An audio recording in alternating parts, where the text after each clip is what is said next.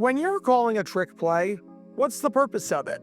Why does a trick play work? Well, a trick play works because the idea behind the play is to completely fool the defense into thinking one thing, when in actuality, you're doing something completely different. It's the art of deception. No one expects the running back, after getting the ball, to throw it down the field.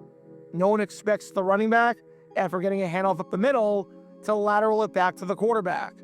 No one expects the receiver, after catching the football, to lateral it back to another player on a hook and ladder.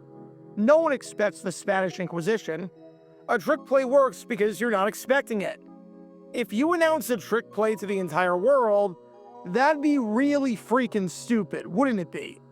It defeats the entire purpose of calling the trick in the first place. It's almost like if you're performing a magic trick and you tell the person that the first thing you're going to get from behind their ear is in your pocket, and all you need to do is look at the pocket and you won't be fooled. Trick plays in the NFL take forever to develop for a reason. So if you announce the play and no one's fooled, it's going to be an absolute disaster. So how dumb do you have to be to literally announce the trick play beforehand?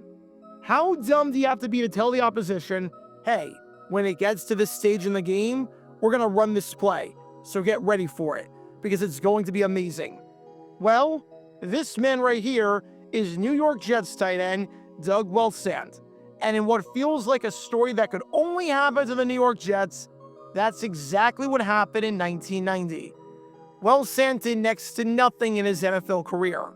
He finished his entire career with 5 catches for 57 yards, and he never found the end zone. However, he might have been able to find the end zone if he didn't allegedly have the loosest lips of any player in NFL history. Because 35 years later, this is a story that deserves a deep dive today. This is the story of the man who might just be, considering the circumstances, the dumbest player in the history of the New York Jets franchise.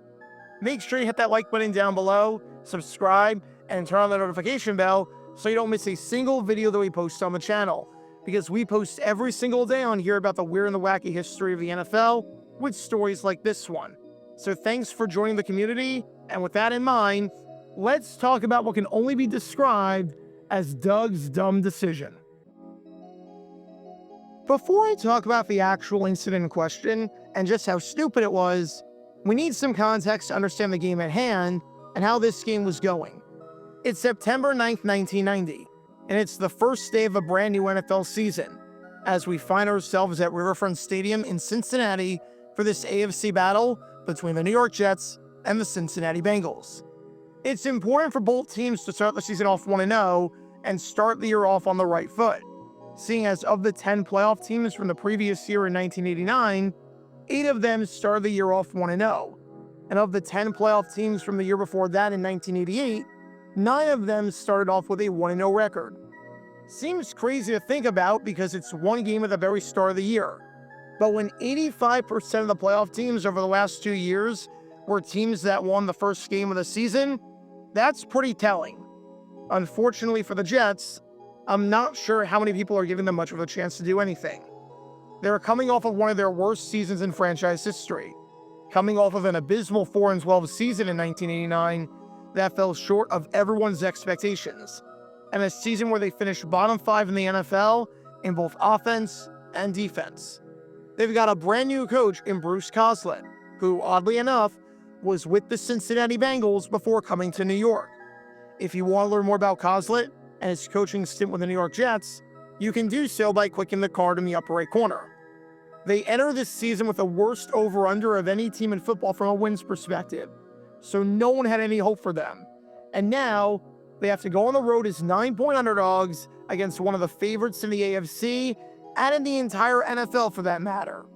Good freaking luck.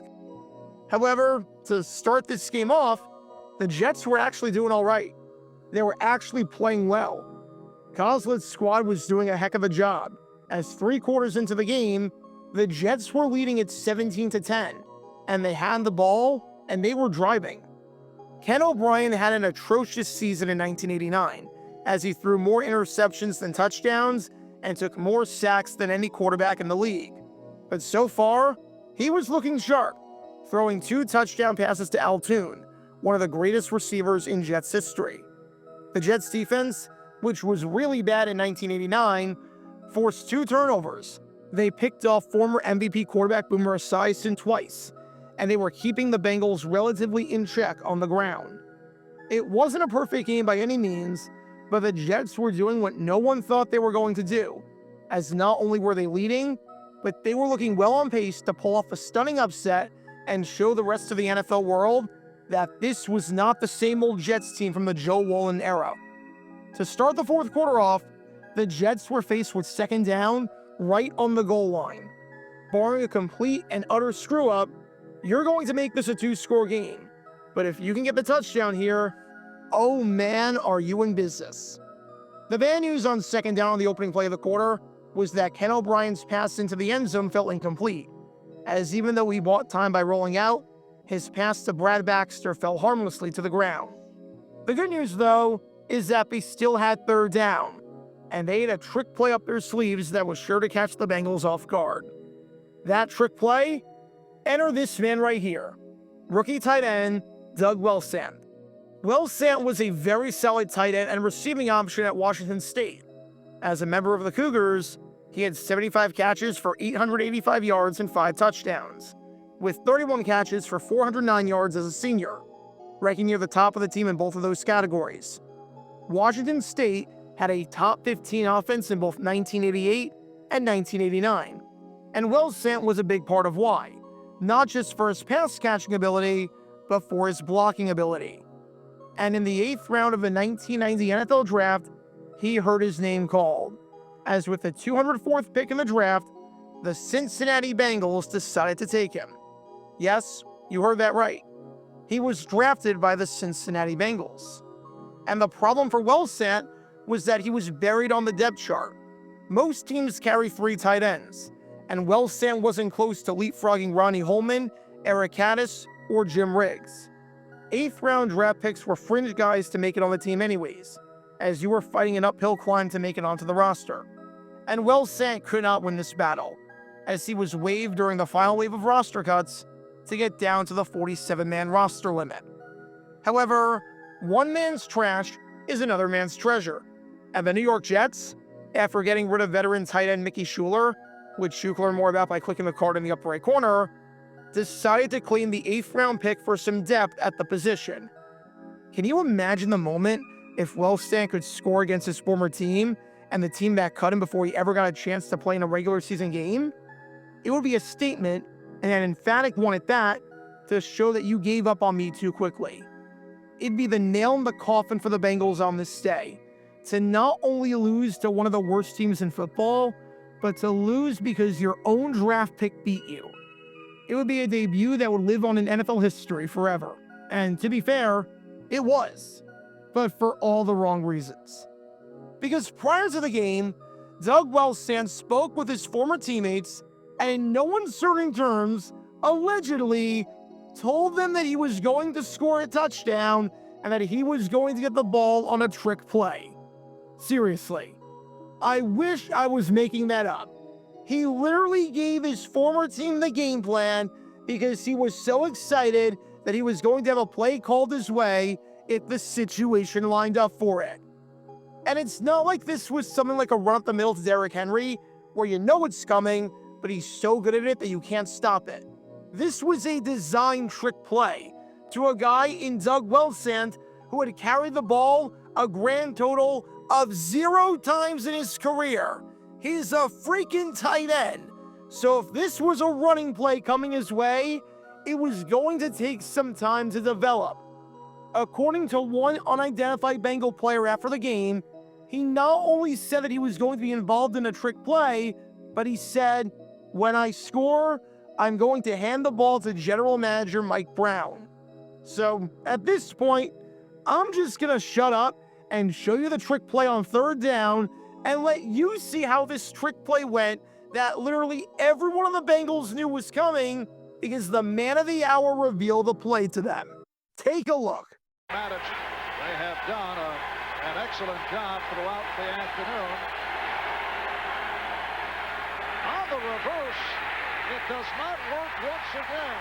The rookie tight end, the former Bengal Doug Wellsandt. I'm stunned, I tell you. I'm absolutely stunned that this play didn't work. But hey, even though the Jets had to settle for 3 points down by the goal line instead of getting what could have been a dagger touchdown, I'm sure it won't come back to bite them in any way whatsoever. They're hoping Harold Green will supply some of that firepower. There's Esiason dancing around, getting it off. Touchdown! He found Dan Cook. And O'Brien to get in trouble. And it's a safety. Johnson will hold. It is good. This one is good. Fourth down play. 4th and 16. And O'Brien lops one downfield for more. And it's picked off by Fulcher. Oh, you've got to be kidding me. Yep, the Jets jetted it up. And afterwards, all of the talk was about not just the decision to call the play, which I don't think it's going to come as a surprise to you, that the Jets literally never called this play again, but about Wellsandt's loose lips. Said another Bengal player, what a dumb rookie mistake.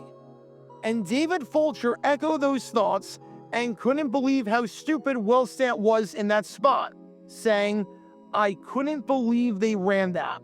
I don't know what they were thinking. Let's just get one thing out of the way before going any further. A tight end reverse play down by the goal line is insanely stupid. It takes a while to develop. Tight ends are usually slow, and the risk-reward analysis is atrocious in that spot. I cannot, under any circumstances, defend this play, and that was under the assumption that no one knew what was coming. The fact that the Bengals knew what was coming because Doug Wellsandt told the team that this play was happening, I've got nothing. I've genuinely got nothing in terms of how stupid that is. If someone said to sum up the entire Bruce Cosler era Jets in one play, that might be the play. That might have been the freaking play, and it came in the very first game that Cosler coached. There's nowhere to go but up from here, folks. Now, to be fair to Wellsandt, even though just about everyone on the Bengals said that he was a moron who tipped the playoff, Wellsandt emphatically denied these allegations. As he said, I talked to the guys before the game, but I never said anything about the play. I have a bunch of good friends there who are rookies that I was talking to, and I talked to some of the tight ends. We talked about the facilities, the differences in them, and just the offensive system. That was about it. So take that for what it's worth. The Bengals said they knew what was coming because Wellsandt told them, and there's multiple witnesses for that. And Wellsandt is emphatically denying this ever took place, and that the conversation was about something completely different.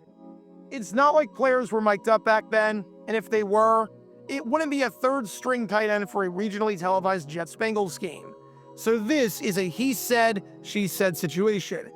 You come to your own conclusions on what happened here. However, what we do know is this.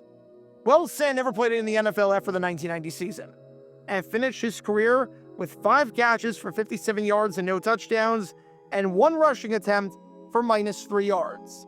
If you're watching this video, congratulations, you have more rushing yards than Doug Wellsandt. If you're curious, the tight end drafted right before him was some random guy named Shannon Sharp. Not sure what he ever did with his NFL career. So what's the moral of the story here? If you're going to call a trick play, do not literally announce to the opposition that you are calling a trick play. If I'm playing a pickup basketball game against someone and I say, I'm going to take 3 dribbles, then pump fake and do a behind-the-back pass to the guy on the block, don't be surprised when I get the ball stolen away from me or the pass gets intercepted. Likewise, if I'm a tight end who has never run with a football before, and I tell the opposition that if I get into the game down by the goal line, I'm going to get the football, so be ready for it, don't be surprised when you get stuffed and you don't score.